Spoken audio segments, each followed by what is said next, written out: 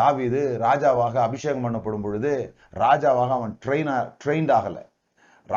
ராஜரீகத்தை பற்றி தாவீதுக்கு எதுவுமே தெரியாது. But he was chosen. He was not trained, he was chosen.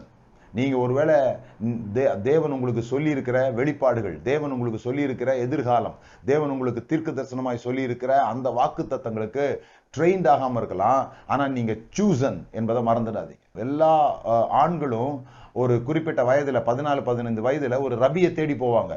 எங்களை எப்படியாவது உங்கள் சீஷர்களாக ஏற்றுக்கொள்ளுங்க அப்படின்ட்டு அவங்க பயங்கரமான இன்டர்வியூலாம் வைப்பாங்க. இன்டர்வியூலாம் வைத்து தான் அவனை is he the best of Talmud, அவன் வந்து இந்த ஹை ஸ்கூலில் இவன் தான் பெஸ்ட்டா அப்படின்னு பார்ப்பாங்க. அப்படி பார்த்து தான் தெரிந்து கொள்வாங்க, ஓ இவன் பரவாயில்ல, இவன் கேட்குற கேள்விக்கெல்லாம் பதில் சொல்கிறான் அப்படின்னு சொல்லி.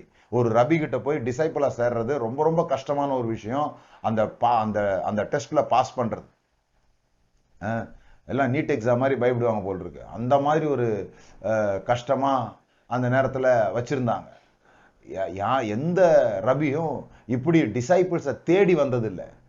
ஹிலல் அப்படிங்கிற ஒரு ரபி இயேசு கிறிஸ்து பிறப்பதற்கு ஒரு 50 ஆண்டுகளுக்கு முன்பாக இருந்த ரபி தான் தேடி போய் செலக்ட் பண்ணியிருக்கிறாரு. ஏன்னா அப்போ தான் இந்த ஸ்கூல்ஸ், இந்த எஜுகேஷன் வந்து ஜூவிஷ் கண்டிப்பாக வேணும் அப்படிங்கிறத அவர் ஆழமாக நம்பினதுனால அவர் வந்து இந்த டிசைப்பிள் ஆக்கிற முறைகளை உருவாக்கி இருக்கிறாரு. அப்போ அதற்கு பிறகு எல்லாரும் ரபியை தேடி தான் போனாங்க. ஆனால் இந்த ரபி, இயேசு என்கிற இந்த ரபி தான் இந்த சீஷர்களை தேடி போனாரு. அதனால தான் அவர் சொல்றாரு, நீங்கள் என்னை தெரிந்து கொள்ளவில்லை, நான் உங்களை தெரிந்து கொண்டேன். நான் உங்களை தெரிந்து கொண்டேன் ஏன் சொல்றாருன்னா, நீங்க என் மேல விசுவாசம் வைக்கல, நான் உங்க மேல விசுவாசம் வச்சேன்.